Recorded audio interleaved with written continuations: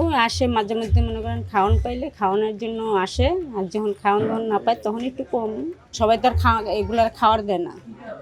যার মায়া হয় তাই সে খাবার দেয়, আর যার মায়া না হয় তে তো আর খাবার দিব না কেউই। যখন সর্বপ্রথম আমি হলে আসি, আসার পর দেখি যে অনেক মানে মোটামুটি অনেক বানরই ছিল। বানরের সারভাইভ করতে একটি সমস্যা হয়ে যাচ্ছে আমাদের মানে এই পুরান ঢাকা এলাকায়।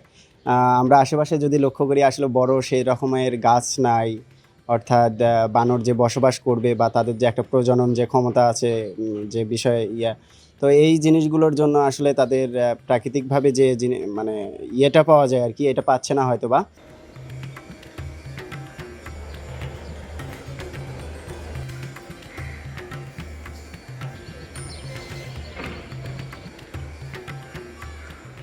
বাংলাদেশে হচ্ছে ১০ প্রজাতির বানর এবং বানর জাতীয় প্রাণী, যেগুলো নরবানর বলা হয়, এগুলো পাওয়া যায়।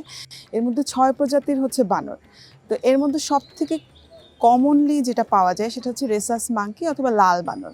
মূলত এই বানরটাই আমরা দেখি যে লোকালয়ের আশেপাশে, এবং বিভিন্ন সুন্দরবনেও এই বানরটা পাওয়া যায়, বাট কিন্তু লোকালয়ের আশেপাশে এবং বিভিন্ন ধর্মীয় স্থানের আশেপাশে যে বানরটা পাওয়া যায় এটা হচ্ছে রেসাস মাঙ্কি বা লাল বানর আর কি।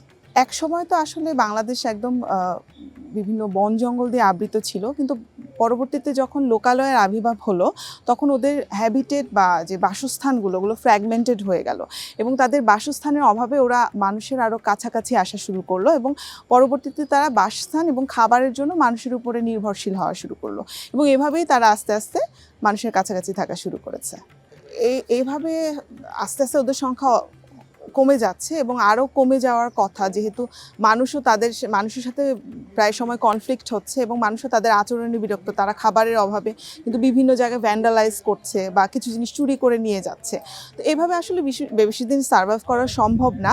তো ওরা হচ্ছে আস্তে আস্তে আমাদের এমন একটা পর্যায়ে যেতে হবে, ওদেরকে আস্তে আস্তে অ্যাডাপ্টেশনে আমাদের সাহায্য করতে হবে, যাতে তারা সম্পূর্ণভাবে মানুষের উপর নির্ভরশীল হয়ে না পড়ে।